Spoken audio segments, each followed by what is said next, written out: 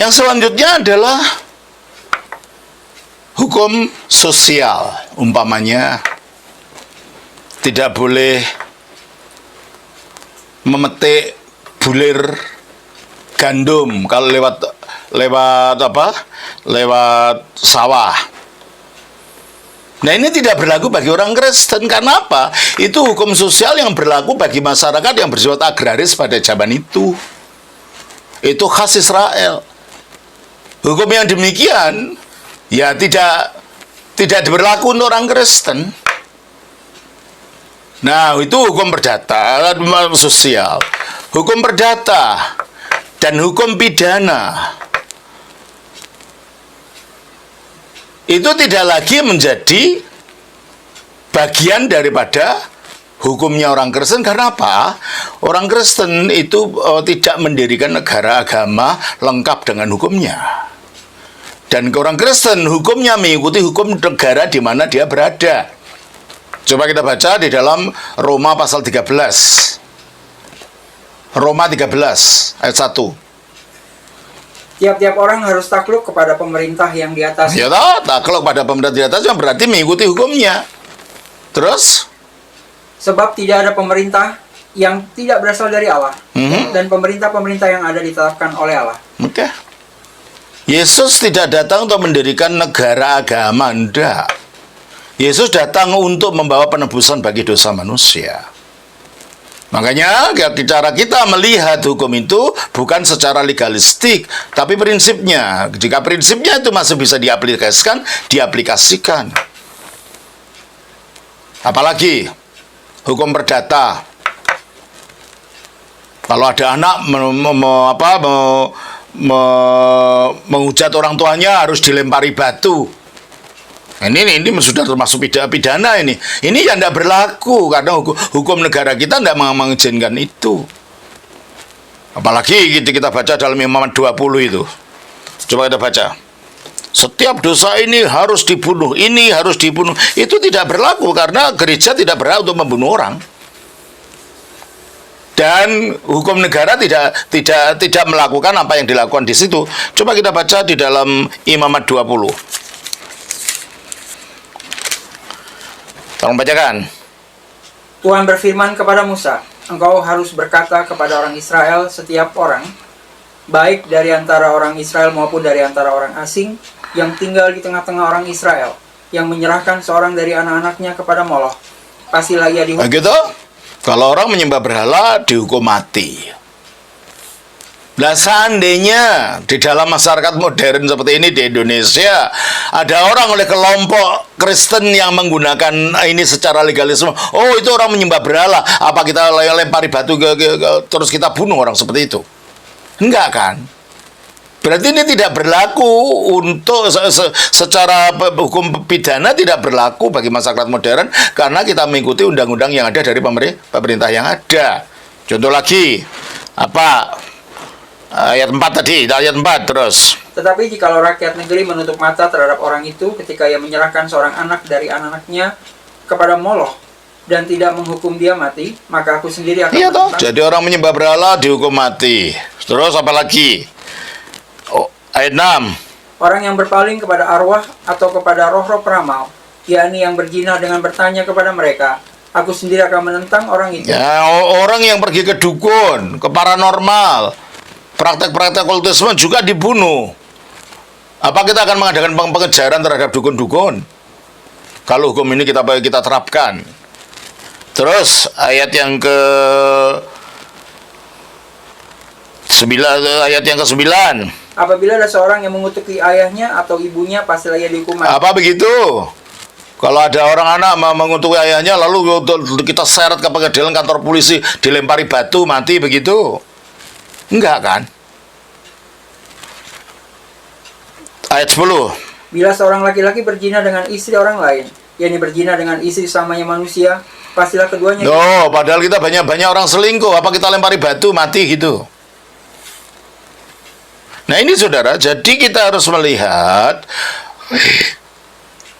Taurat itu digenapi dalam Yesus, dalam arti hukum-hukumnya yang bersifat kejam ini tidak berlaku Di hukum itu harus kita mengikuti hukum pemerintah yang menyangkut masalah pidana, masalah perdata. Nah, hukum sekarang tinggal apa?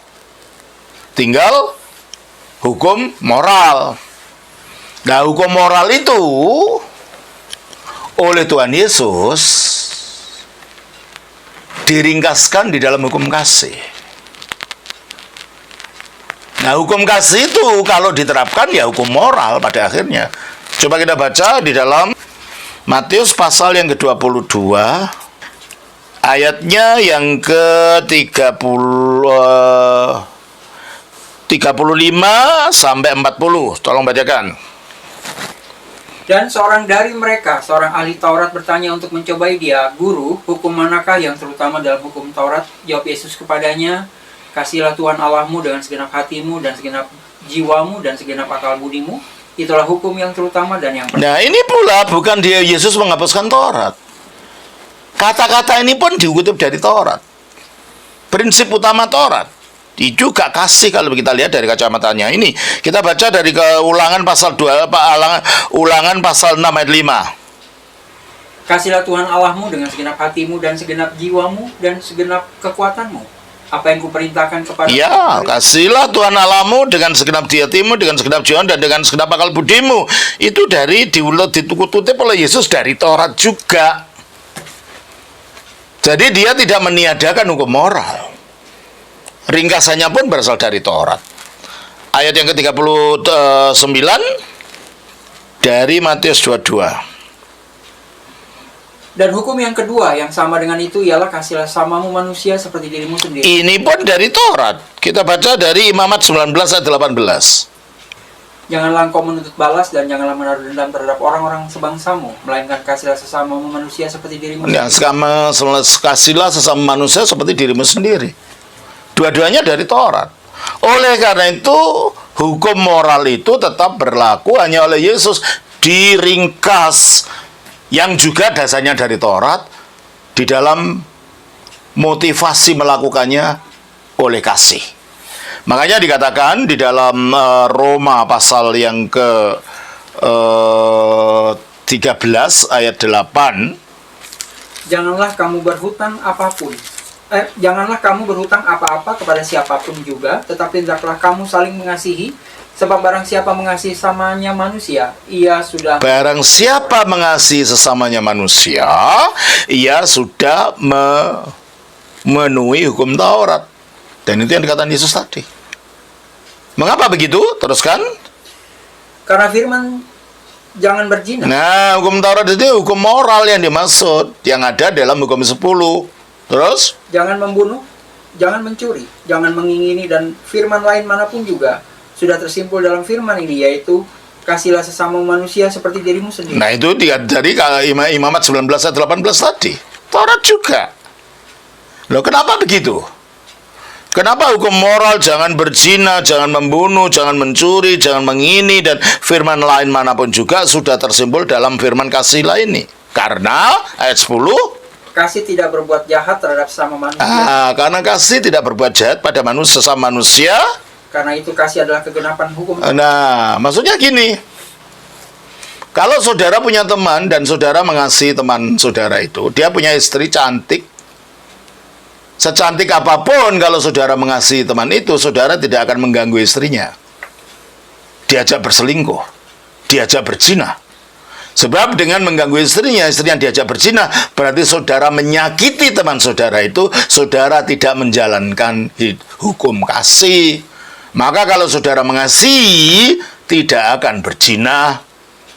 Gitu kan? Makanya kasih itu kegenapan Taurat. Demikian juga,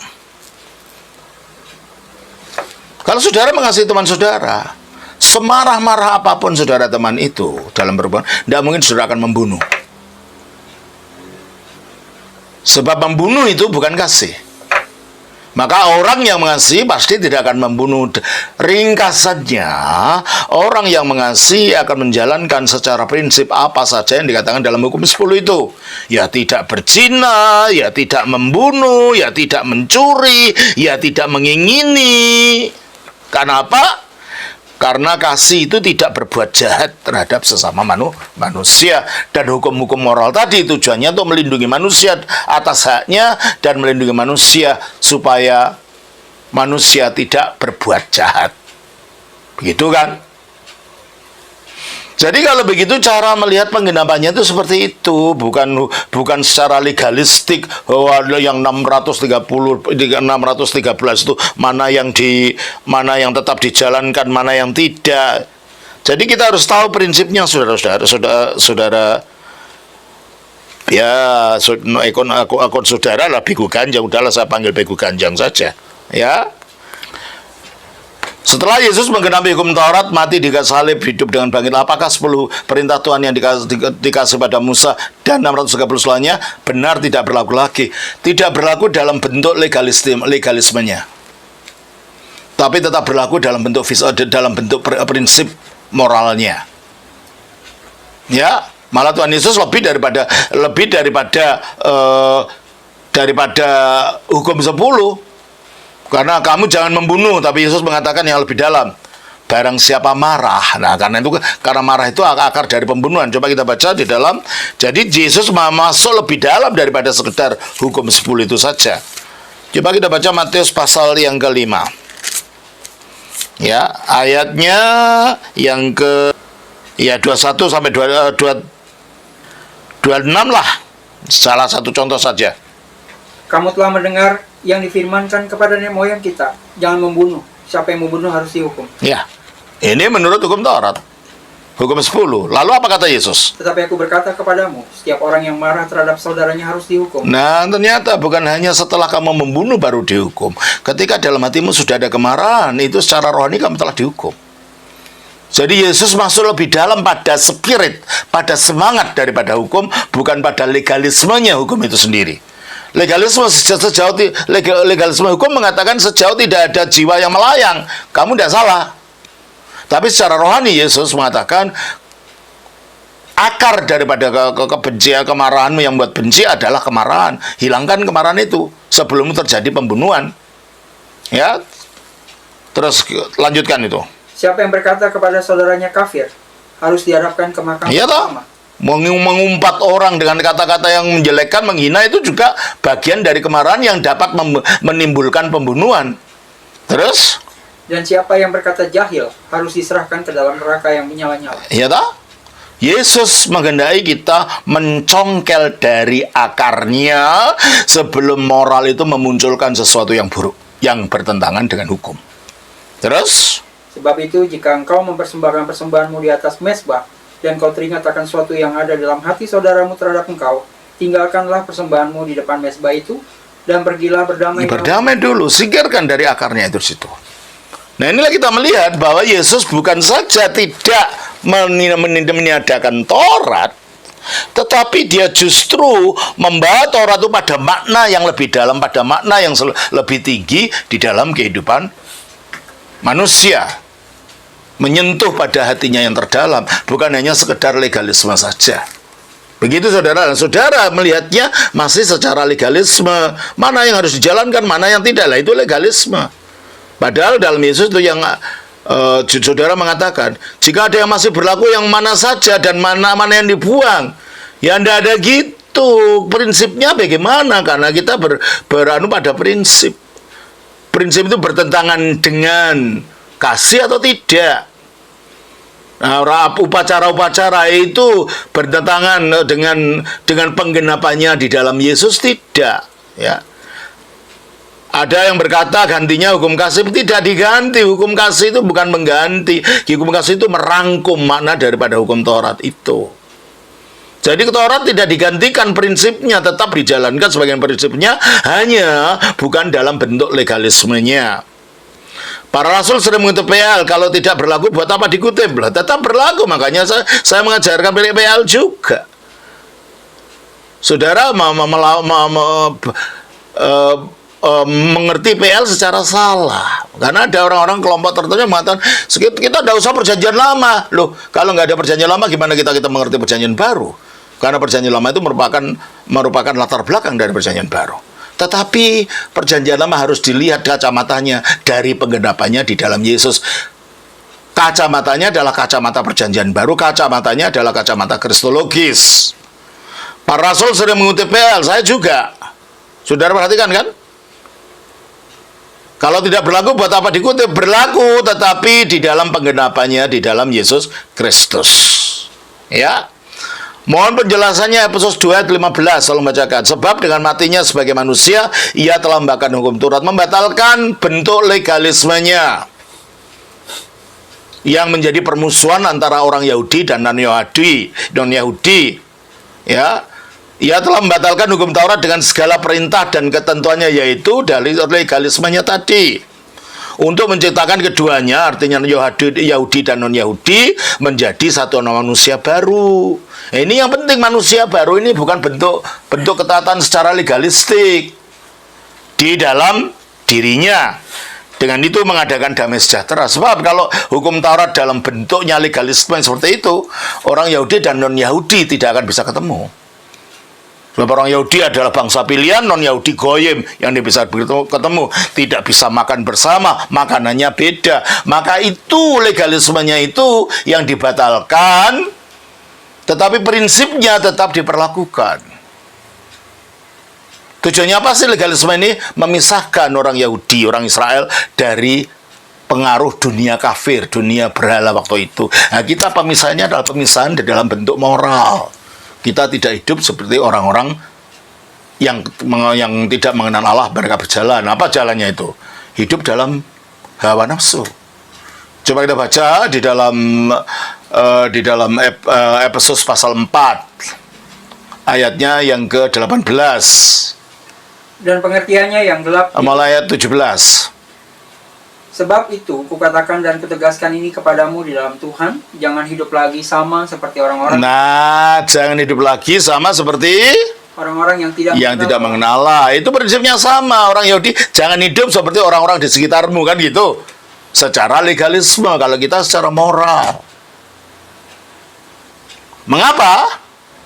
Karena orang-orang sekitar bangsa Yahudi, bangsa Israel waktu itu adalah orang penyembah berhala dengan moral yang tidak baik. Nah, kita pun begitu. Kita harus memisahkan. Tapi bukan dalam bentuk makanan, dalam bentuk legalisme, tapi dalam bentuk moral. Ayat yang ke-19. Mengapa begitu? Perasaan mereka telah tumpul. Karena mereka itu perasaannya tumpul. Sehingga mereka menyerahkan diri kepada hawa nafsu. Menyerahkan diri pada hawa nafsu. Dan mengerjakan dengan serakah. Mengerjakan dengan serakah dan segala macam kecemaran. Segala macam kebenaran itu yang kita jauhi. Moralnya.